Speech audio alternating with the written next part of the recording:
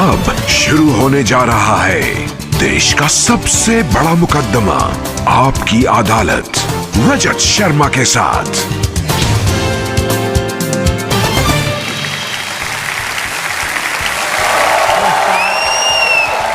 Thank you, thank you, thank you very much.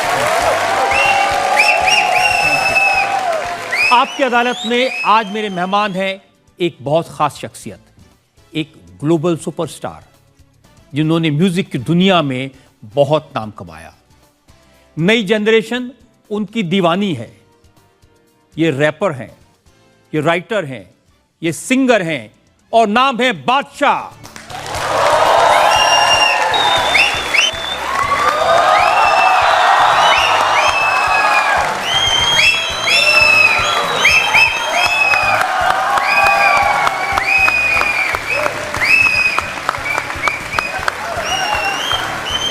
और ये तालियां बजते रहें क्योंकि मैं अब आमंत्रित कर रहा हूं आपकी अदालत में हमारे आज के जज को। हमारे आज के जज भी बहुत खास हैं। वो फैशन की दुनिया के बादशाह हैं। उन्होंने फैशन को ग्लोबल मैप पर स्थापित किया है। Please welcome fashion designer Sunil सेठी।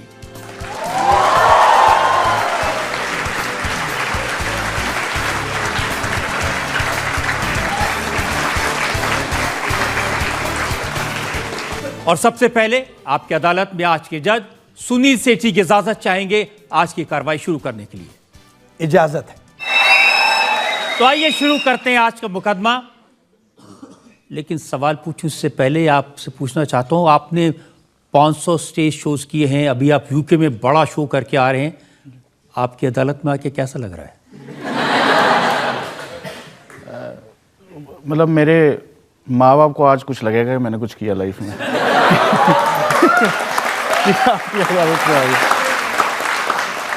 नहीं सर, आपसे मिलने का मौका मिला और मतलब तो जगह थोड़ी सी अजीब है लेकिन बहुत अच्छी है। बहुत अच्छी है। तो आइए शुरू करते हैं आज का मुकदमा। आपकी अदालत में पहला इल्जाम बादशाह पर। आपकी अदालत में पॉप और रैप स्टार बादशाह पर इल्जाम है कि ये सबसे ज्यादा कंफ्यूज्ड हैं।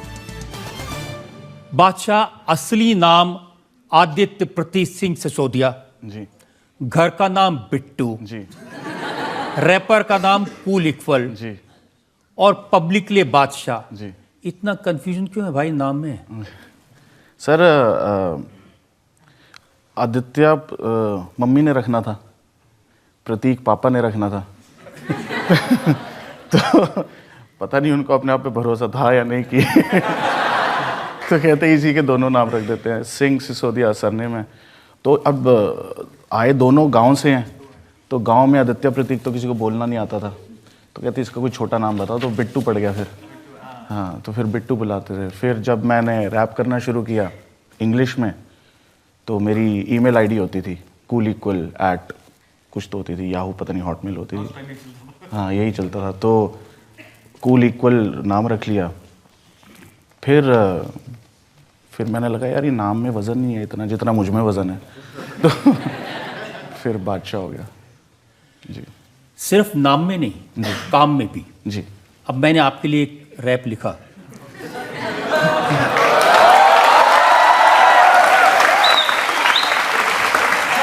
BHU में पहले आया, मेस में एनरोल करवाया, वहां से भागा, स्टीफंस आया, वो भी जल्दी से छोड़ दिया, मैंने सबको कंफ्यूज किया। पापा ने बनाया इंजीनियर, नौकरी ने बना दिया गेटकीपर जी। पर मुझे तो होना था पॉपुलर, मैं बन गया रैपर जी।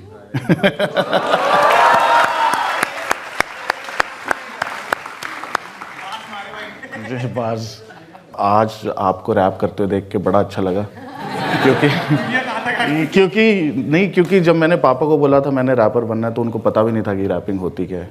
तो मैंने उनको समझाया कि कहते क्या करना चाहता है तू, बता तो दे, हमें समझा तो दे। तो उनको तो सिंगर्स पता थे, रैपर पता नहीं था। तो फिर आज मैं उन्हीं को कहना चाहता हूँ कि पापा देखो मैंने करके दिखा दिया। आप रोकते थे मुझे रैप करने से, आप रोकते थे मुझे रैप करने से, मैंने दुनिया को सिखा दिया।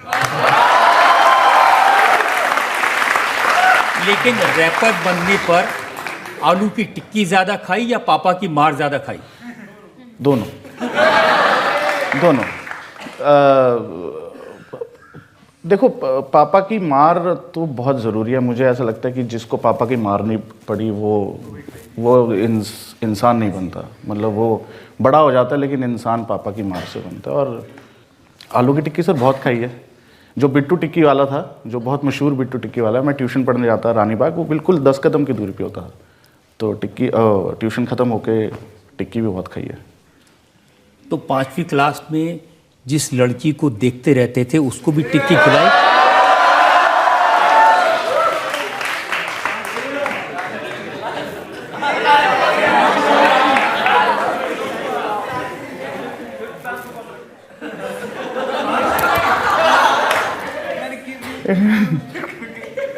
नहीं, देखता ही रहा सर मैं। नहीं, कुछ 5वीं से 8वीं तक वो मेरी बेंच पार्टनर थी। तो अभी वो एक बहुत बड़ी डॉक्टर हैं, लेकिन मेरी बेंच पार्टनर होती थी। और वो जब मुझसे बात करती थी मैं देखता भी नहीं था उनकी तरफ, तो मैंने देखा ही नहीं। तो बस 8वीं क्लास में जब उन्होंने राखी बांध दी तो रिश्ता तो बना के जाऊंगी। तो ये जो आइडियाज थे, लड़की ब्यूटीफुल, तो ये वहीं से आने शुरू हो सर, गए? ये मेरा आइडिया नहीं था एक्चुअली। मैं विकासपुरी में बैठा था और हम मोमोज खा रहे थे। और मेरा एक दोस्त था, वो चुल वर्ड बहुत यूज़ करता था। तो बस वो वहाँ से आइडिया आया। और ये अभी तो पार्टी शुरू हुई है? ये मेरा आइडिया था सर, ये मेरा आइडिया था। ये मेरे चाचा जी हैं एक, वो हर चीज़ पे बोलते हैं अभी तो पार्टी शुरू हुई है। तो मैंने कहा चाचा जी, मतलब ये भी खैर चाचा जी का आइडिया, लेकिन हम ना ऐसे इधर उधर से आइडियाज़ लेते रहते हैं। जैसे आपको हर चीज़ में न्यूज़ दिखती है, हमें हमें हर चीज़ में लिरिक्स दिखते हैं। लेकिन जो पहली बार आप गाना लेकर के मुंबई गए थे, जी, जहाँ प्रोड्यूसर गायब हो गया था, गायब हो गया था।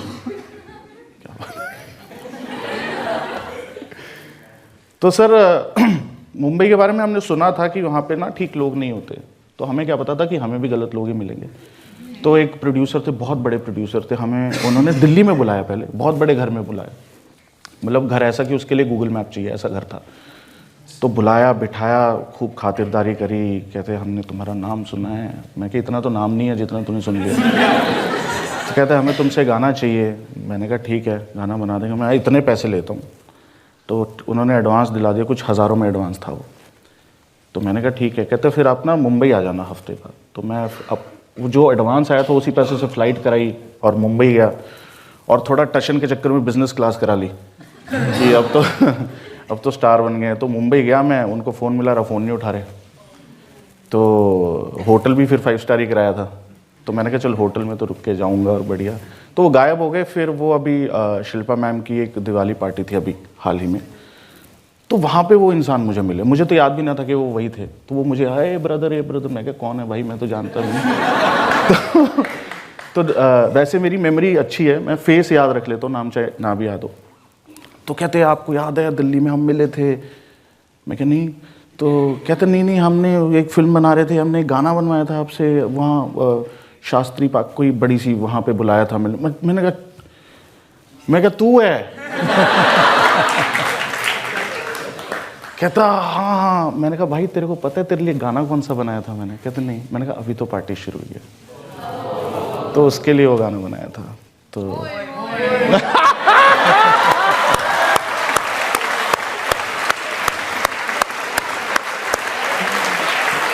मोए हो गया उसके बाद। लोग समझते हैं कि बादशाह तो बड़े घर में पैदा हुए जी। बादशाह ने तो अपनी ज़िंदगी की शुरुआत ही सिल्वर स्पून से की। मैं पैदा एक ऐसे घर में हुआ था, मतलब एक दिल्ली में घर होते हैं, फ्रंट होता है और बैक होता है, पतली गली होती है। तो जो हमारा घर था वो किराए पे था और 2 कमरे थे, वहाँ रहते थे हम। और वो जो पतली गली होती थी वही हमारा प्लेग्राउंड होता था। वहाँ कोई जब कंस्ट्रक्शन के लिए मिट्टी गिर देता था तो वो हमारा प्लेग्राउंड बन जाता, कोई ईंटें रख देता तो उसमें खेल लेते। वहीं साइकिल चलानी सीखी, वहाँ पैदा हुए थे सर। और लेकिन मेरे माँ बाप ने अपब्रिंगिंग में कोई कसर नहीं छोड़ी और मतलब औकात से बढ़ के ही किया है जो भी किया है। तो मुझे याद है एक बहुत बड़ी टाइमेक्स की घड़ियाँ होती थी उस टाइम, बहुत महंगी होती थी। तो अखबार में ऐड आई थी, तो मैंने ऐड काट के वो पापा के ब्रीफकेस में रख दी कि जब वो ऑफिस जा रहे थे, स्कूटर पे जाते थे, तो शाम को मुझे याद है मैं खेल रहा था और उन्होंने वो घड़ी निकाल के मुझे दे दी और वो घड़ी बहुत महंगी थी। अब जो आप गाने गाते हैं जी, जो रैप गाते हैं, जो सिंगिंग करते हैं, तो पसंद आता है मम्मी पापा को? हाँ, वो मम्मी तो काफ़ी क्रिटिक करती हैं कि ये तेरा गाना चलेगा, ये तेरे को ये नहीं करना था। जैसे एक सनक गाना था, उस पर थोड़ा विवाद हुआ था, बहुत पोलराइज्ड ओपिनियन थे मेरे घर पे। मम्मी कहती नहीं सही है, पापा कहते नहीं गलत है, ये तो ऐसा नहीं करना चाहिए। तो ये है, लेकिन घर पे ज़्यादा काम की बात करते नहीं हैं वो। क्या बात करते हैं घर पे? डांटते हैं वो सोता नहीं है टाइम पे, खाना नहीं खाता टाइम पे, अपनी हेल्थ का ख्याल रख। और रिश्तेदारों की चुगलियाँ बहुत करते हैं, वो चुगलियाँ ही चलती रहती है, चाची ने ये कर दिया, मामी ने ये कर दिया, बुआ ने ये कर दिया। और मेरे को भी बड़ा मज़ा आता है उसमें। तो लड़की ब्यूटीफुल करके ही चुल हो जाता। कई बार ऐसे लगता है कि इतना कंफ्यूजन लाइफ में है कि आप गलत फैसले लेते हैं। आपने टीवी चैनल बनाया कि मैं MTV को बीट कर दूंगा। आया था मेरे मन में एक बारी कि मैं एक टीवी चैनल बनाऊंगा और MTV को ख़त्म कर दूंगा मैं 6 महीने में ख़त्म। 6 महीने में चैनल ख़त्म हो गया। फिर आपको फिल्में बनाने का शौक चढ़ा? हाँ, तो पहली फिल्म गलती से बनी थी, वो हिट हो गई। फिर मैं क्या, मुझसे बड़ा प्रोड्यूसर ही नहीं है कोई, स्क्रिप्ट तो मुझे ही आती है जज करनी। दूसरी फिल्म बनाई, वो 35 लाख रुपए कमाए उसने सिर्फ।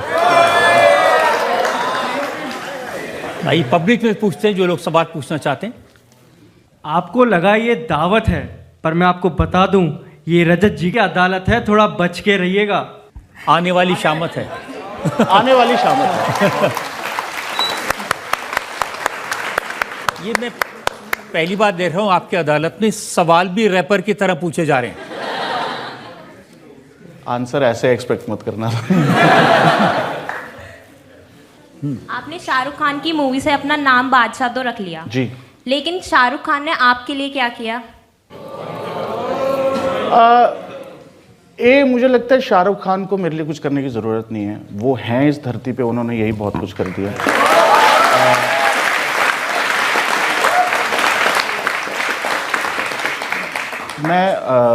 मैं उनका बहुत बड़ा फ़ैन हूँ, बहुत ज़्यादा बड़ा फ़ैन हूँ, और बहुत सारे लोग उनके बहुत बड़े फ़ैन हैं। लेकिन उन्होंने मेरे लिए एक बहुत स्पेशल चीज़ करी। उन्होंने मेरे कुछ काम कहा था, उनकी एक टीम है, उसके लिए गाना बनाने को था। तो मैंने वो गाना बना के उनको दिया। तो फिर उनकी वो पूजा मैम जो उनकी मैनेजर हैं, वो पूछते कि भाई पैसे वैसे। मैं क्या, मैं तो धन्य हो गया, मतलब मेरे को मौका मिला सर के लिए काम कर। कहते नहीं तो पागल है, बता। मैंने कहा तो मुझे ना प्ले स्टेशन चाहिए, नया प्ले स्टेशन आया था, PlayStation 5। तो कहते हाँ पक्का? मैं क्या हाँ। मैं क्या लेकिन वो लॉन्च नहीं हुआ अभी तक। तो कहते मतलब? मैंने कहा वो इंडिया में लॉन्च नहीं हुआ और मुझे वो चाहिए, और सबसे पहले चाहिए इंडिया में। तो मेरे पास अब फ़ोन आएगा, तो मेरे पास एक हफ्ते में सर का मैसेज आया फ़ोटो के साथ PlayStation पड़ा था कि तेरा सामान घर पे आया पड़ा है, कहाँ भिजवाना है। तो सबसे पहला जो PlayStation इंडिया में आया था वो शाहरुख सर ने मुझे। और मैं इतना बेवकूफ़, इतना मूर्ख, मैंने सर के साइन भी नहीं कराए उस पर। तो बट वो उन्होंने एक हाँ मोए एक व्यूअर ने मुझे सवाल भेजा, उसने पूछा कि जो टैटू बना है उसको लेकर के बड़े एम्बेरस्ड होते हैं, हाथ पर जो टैटू बना है। ये जो टैटू है ना, अगर आप इस पे फोकस करेंगे, ये है टूटा हुआ दिल जिस पे बैंडेड लगी हुई है।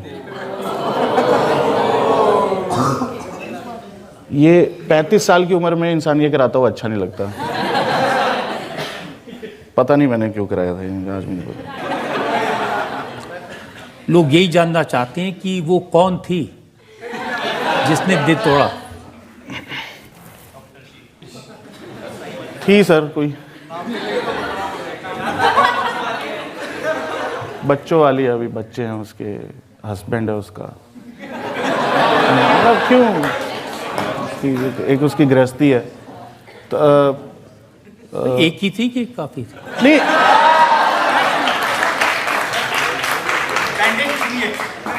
तोड़ने वाली तो एक ही थी, बाकी जिनके कई बार तो सर पता है आर्टिस्ट लोग ना इतने पागल होते हैं, कई बार जानबूझ के दिल तोड़वा लेते हैं, मतलब जानबूझ के ना, मतलब ऐसा कुछ सिचुएशन क्रिएट कर लेते हैं कि कोई बात नहीं, हाँ कुछ तो है, मतलब कुछ, हाँ, और ना मतलब अजीब से इंसान होते नहीं तो दिल टूटने का फायदा क्या होता है? सर बहुत फायदा, अच्छे हिट गाने निकल जाते हैं, बहुत हिट गाने। दिल टूटने से कौन से गाने निकले? एक गाना किया था सर मैंने, लाइटें बंद टीवी ऑन नहीं होता, मैं हमारे कमरे में नहीं सोता, मैं ओल्ड स्कूल मुझसे मूव ऑन नहीं होता, मतलब ऐसे से सब अजीब लोग हैं। हम प्यार के पीछे भागते हैं और फिर जब प्यार मिल जाता है तो फिर प्यार से दूर भागते हैं। तो वो ये कश्मकश क्या है ये समझ नहीं आती। आपकी अदालत में बहुत ज्यादा पर्सनल बातें तो हम नहीं करते हैं, हाँ। तो इसलिए एक ब्रेक ले लेते हैं। हाँ एक ब्रेक के रुकते हैं, ब्रेक के बाद आपकी अदालत में बादशाह पर सवालात और इल्जामात का एक और। बैठी बैठी मैं तूने आग भर दी, खाली बोतल में शराब भर दी। क्या क्या लिखा है यार, बैठी बैठी में तूने आग भर दी, और फिर लिखा कि तेरी कसम बिल्कुल सीधी सादी मैं, तूने लड़की खराब खराब कर। है।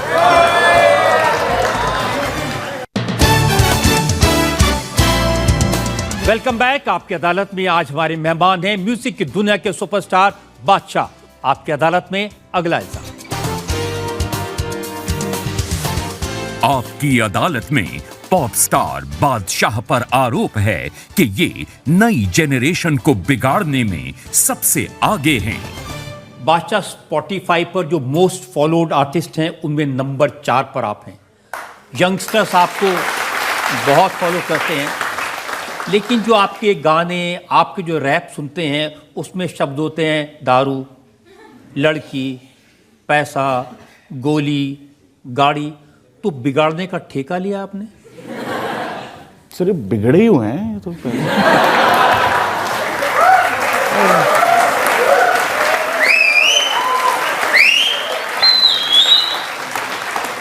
और सर मुझे ऐसा लगता है कि थोड़ा सा तो बिगड़े हुए होना चाहिए ना, थोड़ा सा।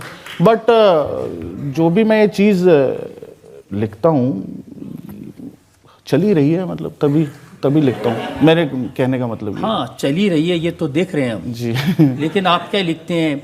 बैठी बैठी मैं तूने आग भर दी, खाली बोतल में शराब भर दी। क्या लिखा है यार, बैठी बैठी में तूने आग भर दी,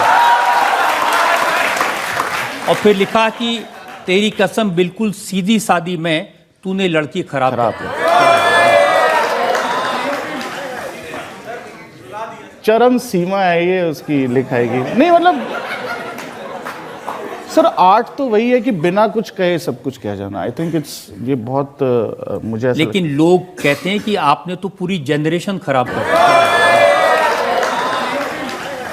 नहीं लगता है मैंने जनरेशन खराब की, जनरेशन यहीं बैठी है। मैंने सोशल मीडिया पर देखा कि छोटी छोटी बच्चियां इस गाने पर डांस कर रही थी और बाद में पेरेंट्स से मार खा रही थी। तो पेरेंट्स वो गाना सुन लें, बच्चे ना सुने, तो पेरेंट्स भी तो सुन ही रहे हैं सर वो गाना, और फिर वो कह रहे हैं कि बच्चों को ना सुने। वो बड़े होकर उन्होंने भी पेरेंट्स ही बनना है। तो मतलब तो सारे गाने ऐसे होते हैं, जी भर के नाच ली बेबी आंटी पुलिस बुला लेगी। हुआ था मेरे साथ तो मैंने लिख दिया, तो पुलिस आई तो सेटलमेंट हो गई, फिर चली गई तो कर लिया हैंडल। और लुधियाना में आपके शो में पिस्तौलें निकल गई। लुधियाना में हम शो कर रहे थे, करियर के शुरुआती टाइम की बात है, और बखरा स्वैग वगैरह आ गया था थोड़ा, मतलब वो सीन हो गया था कि तो हम शो कर रहे, उसने पिस्तौल निकाल ली, मैं क्या सर ये अंदर रख ले, कहते यार खुद तो तू गोलियों की बात करता है, पिस्तौल देख के तेरी फट रही है, मैं क्या सर यहाँ नहीं यहाँ थोड़ा अंदर डाल लो, पिस्तौल जेब में डाल लो। तो ये होता है, नॉर्मल है।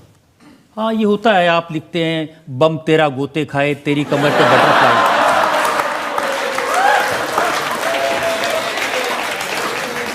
अब बताइए, कमर तेरी बटरफ्लाई और बॉडी तेरी मक्खन, जैसे खाने में तू बम तेरा उसको बम ही कहते हैं ना, और तो क्या, और भी कुछ कहते हैं वो लिख नहीं सकते, तो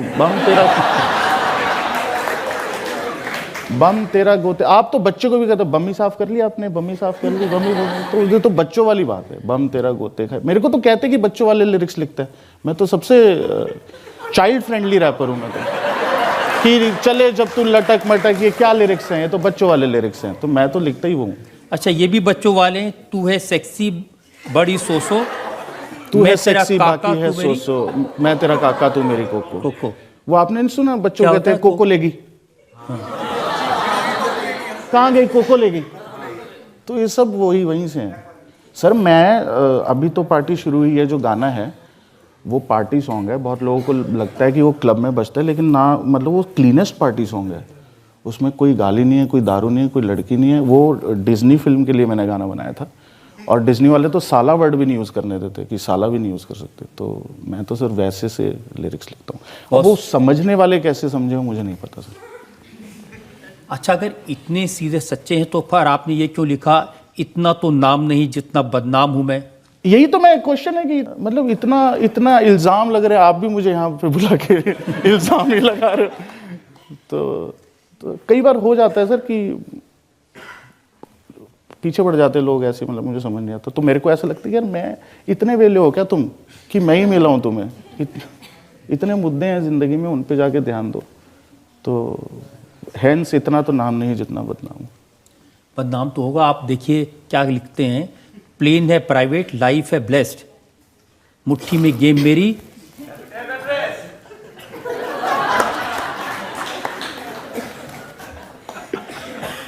सर कुछ लोग देखो, कुछ लोगों पे तो मेरे को बहुत गुस्सा है, और मुझे एक ही गिफ्ट मिला है, वो है लिखाई, और मैं उसको यूज़ करूँगा एक्सप्रेस करने के लिए। मैं ये नहीं कहता सारे लोग ऐसे, आप जैसे लोग भी हैं जो बहुत अच्छे हैं, जो 30 साल से शो मर्यादा के साथ चला रहे हैं, लेकिन मुझे ऐसा लगता है कि कुछ मीडिया वाले हैं जो बहुत ही बेवकूफ़ हैं सर, मुझे ऐसा लगता है, जो सेंसेशनलिज्म के चक्कर में ना किसी भी चीज़ को तोड़ मड़ोड़ के दिखा देते हैं। वो I think that is very irresponsible of them, तो ये उनके लिए लिखा। ये हर प्रोफेशन में होता है, जैसे बहुत सारे सिंगर्स हैं जो वल्गर लैंग्वेज का इस्तेमाल करते हैं। हैं, बिल्कुल है, मैं मानता हूँ। बहुत सारे सिंगर ऐसे हैं जो ऐसे शब्दों का इस्तेमाल करते हैं जो मैं यहाँ बोल नहीं सकता। बिल्कुल है सर, आगे बढ़े सर। तो आप क्यों करते हैं ऐसा?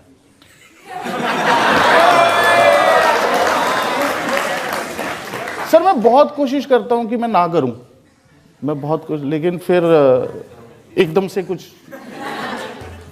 वो एकदम से एक वो इंस्टिंक्ट आता है कि यार मेरे लिए आवाज़ मुझे ही उठानी पड़ेगी, तो फिर करना पड़ता है। नहीं, आपको कुछ शौक है, अपना इंस्टा पर बैड बॉय आपने लिखा, आपने जो क्लोथिंग लॉन्च की उसका भी नाम बैड फिट रखा, तो ये शौक है बैड बॉय बनने का? सर मैंने एक्सपेक्टेशन ही ज़ीरो कर दी ना दुनिया की, कि बैड बॉय हूँ तो कुछ भी करूँगा वो फिर अच्छा ही होगा। मतलब इससे पहले आप मुझे गाली दो, मैं हाँ हूँ भाई, मैं बुरा इंसान हूँ, और मुझे पता है मैं कैसा हूँ, लेकिन मैंने लोगों के लिए एक्सपेक्टेशन ज़ीरो ही कर दी। देखिए जिसको इतने लोग फॉलो करते हैं, स्पेशली यंगस्टर्स जो फॉलो करते हैं, उसको थोड़ा तो संभल के चलना चाहिए। सर मैं तो संभल के ही चल रहा हूँ। अच्छा वो जो आपने शिव जी का मजाक उड़ाया था वो संभल के चल रहे थे? शिव जी का कोई मजाक नहीं उड़ाया सर, बिल्कुल भी। मैं तो उनका बहुत बड़ा भक्त हूँ, मैंने उनका कोई मजाक नहीं उड़ाया। मैंने उसमें कोई ऐसा कुछ बोला ही नहीं कि मैंने उनका मजाक उड़ाया। मैंने उसमें लिखा है कि क्या लिरिक्स क्या थे, भोलेनाथ के साथ मेरी बनती है सही, उन्हें नचाने का शौक में नाचता फिर। ये वही करा रहे हैं जो मेरे से करा रहे हैं। और उसमें जो एक दो शब्द इस्तेमाल किए थे जो बाद में आपने एडिट किया। हाँ, वो ये था कि उस गाने में वो तो बेसिकली उस गाने में ही भोलेनाथ का नाम आ गया, तो शायद काफ़ी लोगों को ऑफेंड हुआ, और उसके लिए मैंने माफ़ी भी मांगी। क्योंकि जब आप लिखते हो एज अ क्रिएटिव, आप काफ़ी चीज़ें नहीं सोचते, आप सिर्फ क्रिएटिव प्रोसेस के बारे में सोचते हो, लेकिन आपको फिर ये भी रियलाइज़ होना चाहिए, जो कि मुझे समय के साथ साथ रियलाइज़ होता है या करा दिया जाता है, कि you are also a socially responsible citizen of a country. और वो मैंने एक्सेप्ट किया, और उसके लिए मैंने माफ़ी भी मांगी। मैंने भगवान की किसी भी तरह के, किसी भी आइडल की, किसी भी भगवान की कभी मैंने कोई गलत बात नहीं की, ना मैं कह सकता हूँ। पब्लिक से पूछते हैं अगर इनके मन में सवाल है। हाँ। आप कुछ कहना चाह रहे थे? रैप बोलना चाह रहे, बोलिए। पड़ोसी पूछे घर पे करता क्या है काम लोंडा, 12 लोग गैल लगता नहीं आम लोंडा, दाढ़ भीच के यो करे बात सब कयो, घूर घूर देखे रोड़े तारे सुबह शाम लोंडा, नशे वाली चीज पाली ना कदी भी ओए, टोरा पूरा लेरा बोस वाली फील लोए, तेरी छाती ते भी चोड़े मारे टायर बोए, आमे चढ़ चढ़ के यो मानता नहीं हार छोरा, 2 लीटर का रखा काला घोड़ा फोड़ का, चढ़ा दूं उसके ऊपर जो घना हूं बोल रहा, यंग ब्लड मारा मारे यो उबाले रोज बात चीज स्ट्रोंगर, लोंडा भी तो तगड़ा हो रहा, क्रेजी कहवे मुझे गैल खिला लगे एम, डिफरेंट लाइफस्टाइल मेरी डिफरेंट मेरी वॉक बॉय, बुल्ट का यो जोड़ा रखा जोड़ा शेफर डॉग बॉय होप बॉय, कहवे मुझे करम कंडी छोरा, मैं RCNG की गाड़ी में भी काटू पूरा टोरा।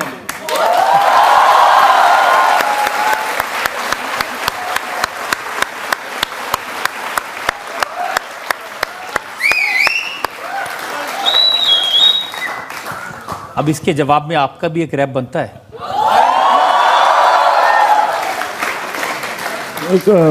कुछ लिखा था मैंने, मतलब मेरा जैसे एजेंडा है कि इंडियन म्यूज़िक को ग्लोबल ले जाने का, तो ये गोरे बोरों से हिंदी बुलवा देंगे, काइली जेनर को बिंदी लगवा देंगे, और जो देखकर हमें गेट होते थे बंद सारे गेट खुलवा देंगे। दिलजीत पाजी को चला नाटू नाटू ऑस्कर, कामयाबी हमने दोनों हाथों से पकड़ के खींच ली, और कभी रेंज रोवर रेंज के बाहर होती थी, टाटा अंकल ने पूरी कंपनी खरीद ली।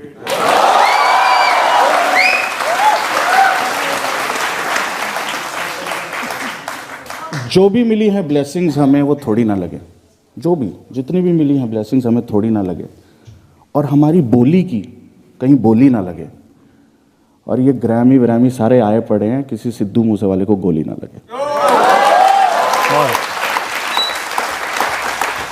तो एक और ब्रेक के बाद आपकी अदालत में बादशाह पर इल्जाम और तो सवाल आपका एक और। बादशाह, आपने लिखा एक था अपना भाई आज उसकी याद आई, वो भी कैसा टाइम था जो हो गई लड़ाई। कौन सा भाई, किसकी याद आई?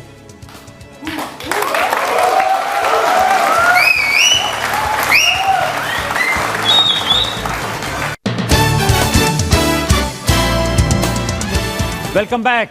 आपकी अदालत में आज हम मुकदमा चला रहे हैं सिंगिंग के ग्लोबल स्टार बादशाह पर। आपकी अदालत में अगला हिस्सा। आपकी अदालत में फ्री स्टाइल म्यूजिक के स्टार बादशाह पर आरोप है कि ये बड़े धोखेबाज हैं। बादशाह, आपने लिखा एक था अपना भाई आज उसकी याद आई, वो भी कैसा टाइम था जो हो गई लड़ाई। कौन सा भाई, किसकी याद आई? ये मैंने हनी के लिए लिखा था सर।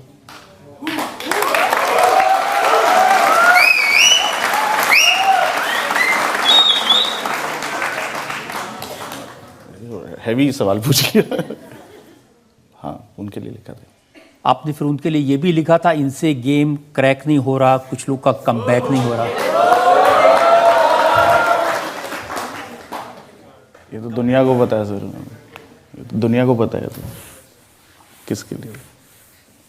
हाँ, लेकिन जिससे आपकी इतनी दोस्ती, इतना रिलेशन रहा, उसके बारे में ऐसी ऐसी बातें कहना। क्या सर, इतना तो हक बनता ही है, इतनी तो नोकझोंक तो बनती है। मेरा भाई है, मैं कुछ मर्जी कह सकता हूँ, कोई और कुछ नहीं कह सकता।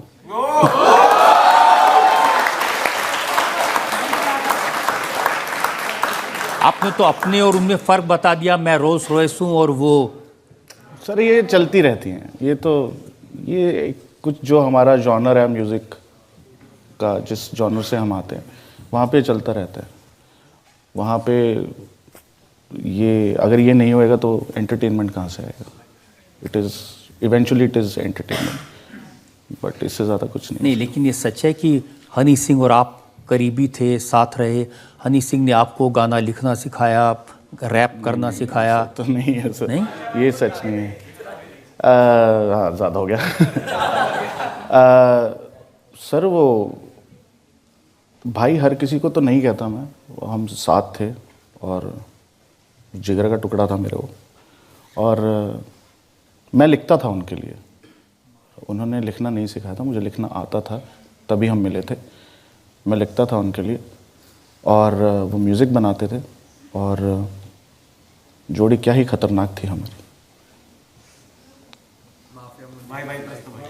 कि हमें नाचने का शौक था, उसे नचाना आता था।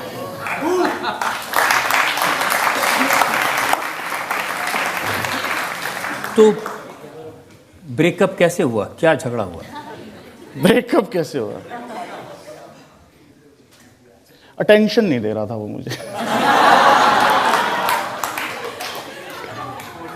मैं ज्यादा इन्वेस्टेड था रिलेशनशिप में। चीट किया उसने मेरे साथ। कुछ नहीं सर, बहुत ज़्यादा डिफरेंसेस आ गए। हम 6 साल तक साथ रहे, फिर उनका करियर ग्राफ कुछ और था, मेरा कुछ और था। एक्सपेक्टेशंस का जब मिसमैच होता है तो फिर अलग हो जाती है चीज़ें, और वही हुआ, और इससे ज़्यादा कुछ नहीं हुआ सर। लेकिन जब आपका करियर बना, आप बड़े स्टार बन गए, उनका काम नहीं चल रहा था, तो आपको थोड़ा सिंपथाइज करना चाहिए था, मदद करनी चाहिए थी उनकी। उनको मेरी मदद की ज़रूरत नहीं है सर, मतलब वो खुद में सक्षम है, उनको क्या ज़रूरत है। हाँ, जब उनकी तबीयत थोड़ी सी ख़राब थी और जब वो थोड़ा थोड़ा ठीक हुए, मुझे याद है मिर्ची म्यूज़िक अवार्ड्स हो रहा था, मैं उनसे मिलने गया, वो मिले नहीं मुझसे, मुझे याद है। क्यों मिलेंगे? आप भी तो ऐसी सी बातें कहते हैं। आप कहते हैं यो हनी सिंह बिजनेसमैन है, रैपर बाद में बना। इसमें क्या बुराई है? अच्छी चीज़ है, बिजनेसमैन भी है और रैपर भी है, मतलब उनको आता है बिजनेस करना, मतलब मुझे लगता है लोगों को सीखना चाहिए। भाई आपके बारे में तो कहते हैं कि यूट्यूब पर जो नंबर मिलते हैं वो एनहांस किए जाते हैं। कैसे? आपने दावा किया था पागल के लिए 70 मिलियन व्यूज़ हैं जी, लेकिन यूट्यूब ने उसको एक्सेप्ट नहीं किया। उन्होंने कहा कि इसको पैसा दे के नंबर बढ़वाए गए। तो पैसे दिए थे सर, गूगल एडवर्ड्स होते हैं, उसके लिए पैसे दिए थे। कोई गलत काम तो किया नहीं, वो रसीद है मेरे पास बाकायदा उसकी। गूगल एडवर्ड्स यूज़ किए थे सर। मेरे को ये था कि मेरा गाना, एक इंडियन गाना वर्ल्ड में नंबर 1 बने, क्यों नहीं बन सकता? तो उसके लिए गूगल एडवर्ड्स हमने यूज़ किए, और बिल्कुल सारी दुनिया यही करती है, बोलती नहीं है। मैंने ठोक के बोला कि मैंने किया। या सारी दुनिया करती है, पकड़ी नहीं जाती, आप पकड़े गए? नहीं सर, मैंने बताया, मैं तो सोशल मीडिया पे आके बताया था कि मैंने गूगल एडवर्ड्स यूज़ किए हैं, और उससे मैंने ये व्यूज़ आपके सामने रखे हैं। तो वो जो आपने पैसा खर्च किया, 72 लाख रुपए सुना खर्च किए, उससे फ़ायदा हुआ? हाँ, वो जो चाहिए था वो मिल गया। सर क्या होता है, जब आप गाना निकालते हो, आप चाहते हो मैक्सिमम लोगों तक जाए। तो मुझे पता था कि इंडिया में मेरी इतनी रीच है, बट मुझे अगर उसको ग्लोबली लेके जाना है तो आप हर कंट्री में एड्स लगाते हो गूगल एडवर्ड्स के थ्रू। तो हम वो चाहते थे, और उससे हुआ फ़ायदा। जितना उस टाइम हो सकता था वो हुआ। लेकिन एक वक्त आया, जिस म्यूज़िक ने आपको बनाया, जिस म्यूज़िक ने आपको सब कुछ दिया, जिस म्यूज़िक की वजह से इतना प्यार मान सम्मान मिला, वो म्यूज़िक छोड़ दिया, शोज़ कैंसिल कर दिए। मुझे क्लिनिकल डिप्रेशन और सीवियर एंजाइटी डिसऑर्डर था। 6 महीने मेरी दवाई चली थी, और ये टाइम सर बहुत ख़राब था, बहुत ही डार्क था। उस टाइम आपको ऐसा लगता है कि ये ख़त्म कैसे होगा, और आप ऐसा सोचने पर मजबूर हो जाते हो कि, थोड़ी सी डार्क बात बोलने वाला हूँ, कि यार इससे अच्छा इंसान मर ही जाए, तभी शायद ये ख़त्म होगा। तो मैं उस चीज़ से गुजरा हूँ, तो मैं समझता हूँ, and that is why probably I went up to honey in that awards, because मुझे पता चला था कि वो ऐसी सी बीमारी से निकल रहे हैं। और उस टाइम मेरे लिए सबसे बड़ी ये चीज़ थी कि यार जो उसके मम्मी पापा पे गुजर रही है ना, वो ना गुजरे, और माँ बाप के लिए बच्चा हेल्दी होना चाहिए। इससे बड़ा कुछ नहीं है सर। बाकी सब यहीं रह जाना है, ये डिस बेस कम बैक सब यहीं रह जाना है, सब बकवास चीज़ें। इस दुनिया में आए हैं, एक दिन मरना है, बीच में जो ड्रामा है वो बढ़िया होना चाहिए, वो फिर खुल के ड्रामा होना चाहिए। लेकिन इवेंचुअली यही है कि हेल्थ और माँ बाप का साथ, इससे ऊपर कुछ नहीं है सर, इससे ऊपर कुछ भी नहीं है। वो था, खराब टाइम था, लेकिन निकल गया। मेरे डॉक्टर हैं, डॉक्टर नरेंद्र पृथ्वी, मैं आज भी उनसे बात करता हूँ। लेकिन आप इतने नाजुक मिजाज कैसे हो गए कि एक फिल्म देखने के बाद आपको डिप्रेशन हो? सर वो ये हुआ था कि मेरा इलाज उस टाइम चल रहा था, तो अब वो इलाज में आपको गोली लेनी होती है जब आपको एंग्जाइटी वगैरह होता है, एक साइकिल होता है। तो मेरा इलाज चल रहा था, तो मैं फिल्म देखने चला गया लुटेरा, देखिए आप लोगों ने, रणवीर सिंह और सोनाक्षी सिन्हा की। भाई वो फिल्म देख के मैं निकला, मेरे को डिप्रेशन गंदे वाला अटैक, और मैंने हर दवाई की ना डबल डोज ले ली। मैं गया और मैं सो गया, और सुबह उठ के ना मैंने डॉक्टर को फ़ोन किया। मैंने कहा डॉक्टर यार एक प्रॉब्लम हो गई। कहते क्या हुआ?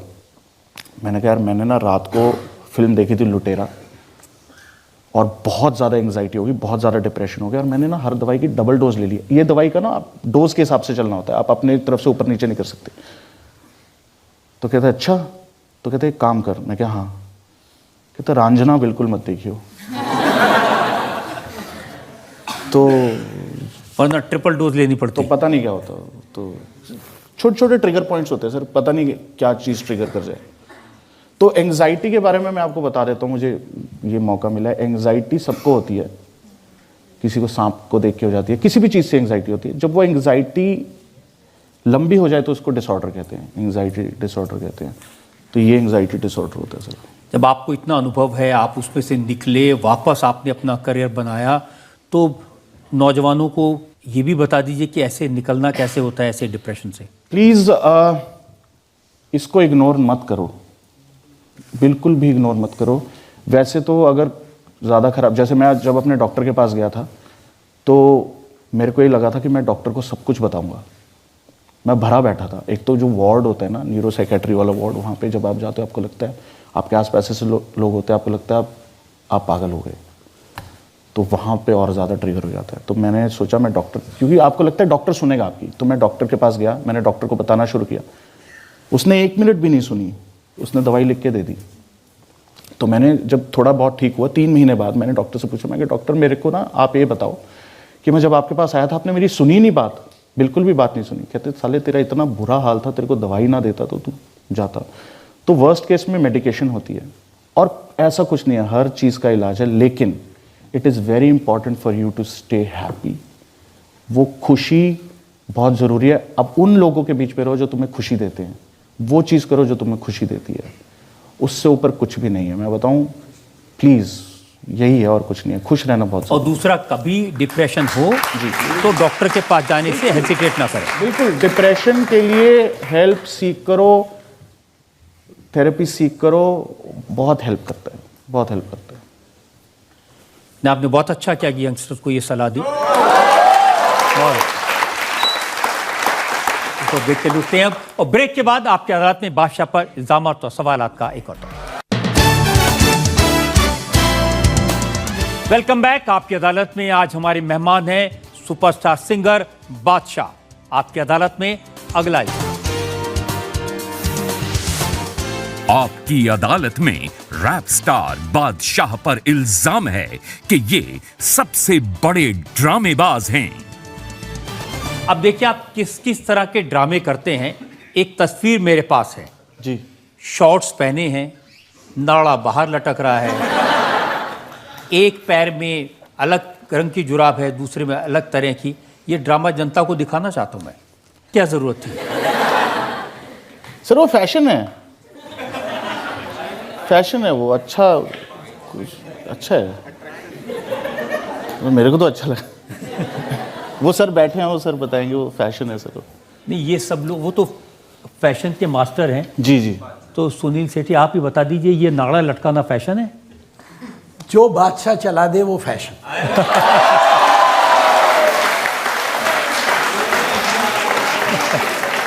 सबसे ज्यादा चर्चा होती है आपके शूज की जी। वो क्या मिस्ट्री है? कोई मिस्ट्री नहीं सर, जूते हैं। बचपन में खाए हैं, अब खरीद रहे हैं। और बहुत जूते खरीदते हैं। बहुत खाए भी है ना। और मेरा सवाल ये है कि आपने लंबोर्गिनी तो खरीद ली जी। पर आपको गाड़ी की चाबी निकालना नहीं आया, ऐसा क्यों? मुझे पता नहीं था उसका पहला गियर कैसे डलता है। वो पैडल शिफ्ट से डलता है उसका पहला गियर, मुझे नहीं पता। कौन वाला गियर तो होता नहीं। साले चलाइएगा भी।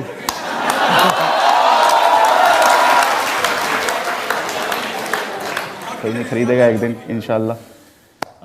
तो उसका मुझे पता नहीं था वो चलेगी कैसे, तो मैं बैठा वो मैं ढूंढ रहा गियर, तो फिर मैंने यूट्यूब पे देखा कि चलती कैसे, तो पीछे काफ़ी लंबा जाम लग गया था। तो फिर मुझे पता चला उसका पैडल शिफ्ट होता है और राइट हैंड से ही, अब तो दोनों में आ गया, तो वैसे चलती है, तो मुझे पता नहीं था। ये बात सही है, आपको फिल्मों में बड़े अच्छे अच्छे रोल ऑफर हुए थे, लव स्टोरीज में रोल ऑफर हुआ था। अच्छे तो नहीं थे, रोल ऑफर हुए थे। मना क्यों कर दिया? लस्ट स्टोरीज देखा आपने? विक्की कौशल का रोल देखा?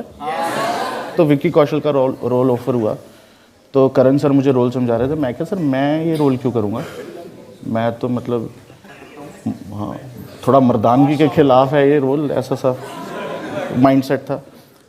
तो वो वो तो मैंने ही नहीं किया। फिर उसके बाद गुड न्यूज़ में दिलजीत पाजी वाला रोल ऑफर हुआ था मुझे, बट तब अक्षय पाजी नहीं थे, तब राजकुमार राव थे। और उसके तो राज सर ने मुझे ऑडिशन के लिए बुलाया और दिलजीत पाजी वाला रोल था। तो लव स्टोरीज में he couldn't satisfy his wife, और इसमें बच्चे नहीं हो रहे होते, तो मैं क्या मेरे चेहरे पे लिखा है क्या कुछ।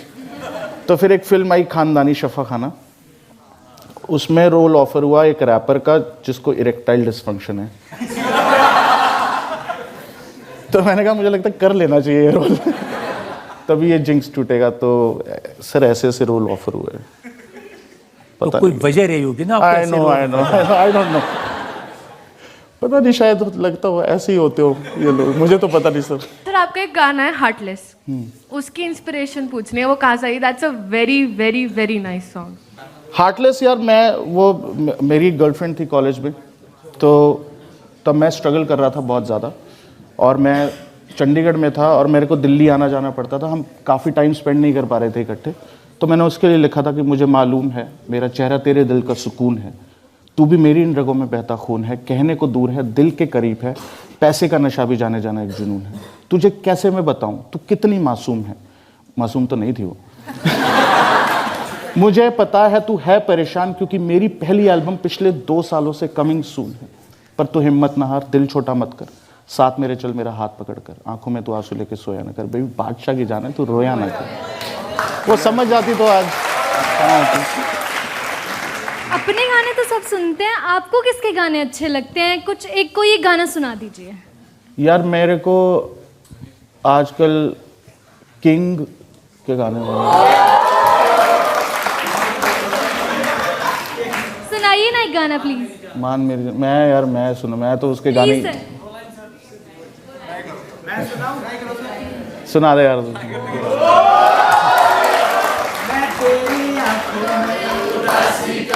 देख सकता नहीं तुझे मैं रखूंगा सोनिया, कभी देख सकता नहीं सोनिया, तेरे दिल से ना कभी खेलूंगा, सारे राज अपने दे दूंगा, मेरी जान तुझे मुझको पागल है किया, मेरा लगता ना जिया तेरे बगैर, तू मान मेरी जान, मैं तुझे जाने ना दूंगा, मैं तुझको अपनी बाहों में छुपा के रखूंगा। बहुत अच्छा, बहुत अच्छा। My question is that I heard you sing a song with a Hollywood artist. Do you have any plans for any other Hollywood artists, collaborations? जिसकी किस्मत अच्छी होगी कर लो आपने।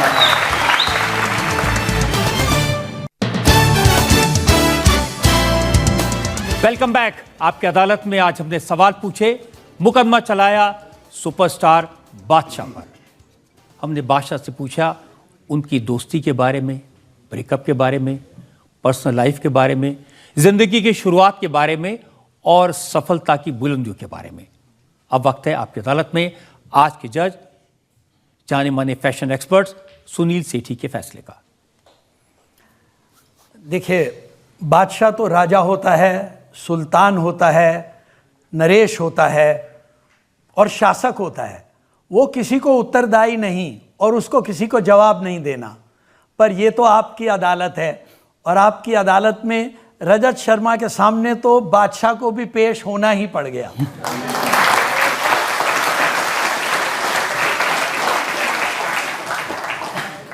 आपकी लोकप्रियता के कारण हमारी अदालत में आपकी हाजिर जवाबी से, आपके मुस्कुराते हुए चेहरे और आपके उत्तरों से सब लोग बिल्कुल मनमुग्ध हो गए। पर बात यह है कि जज को तो निष्पक्ष होना चाहिए।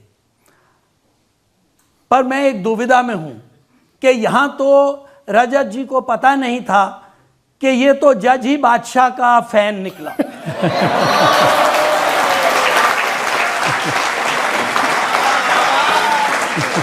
आपको बरी करना मेरे लिए आसान है, पर मेरे लिए इसके लिए 2 शर्तें हैं। जी। पहली शर्त तो ये है कि आप रैप करते हैं, आप पार्टी सॉन्ग्स करते हैं, आप बहुत ज़्यादा पॉपुलर म्यूज़िक करते हैं, पर मैं चाहता हूं कि आप कुछ फोक सॉन्ग्स को भी कहीं अपने पूरे रेpertoire में उसमें भी लाइए। जी। मैंने देखा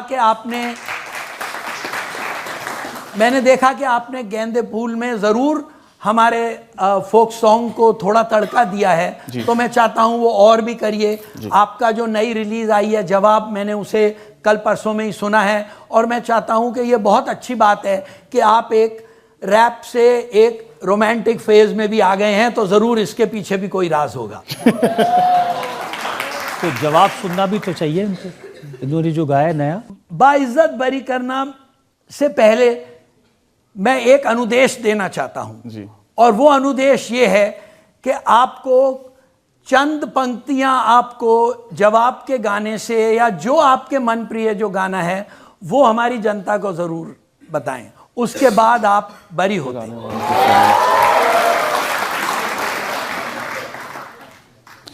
ये मुनासिब होगा हमको थाम लो के, हम भी चांद ढूंढने लगे हैं बादलों में, नाम शामिल हो चुका है अपना पागलों में। मतलबी इस दुनिया से किनारे कर दूं, नाम तेरे सारी की सारी बहारे कर दूं, बस चले तो तेरे हाथ में सितारे रख दूं। इतना ही है।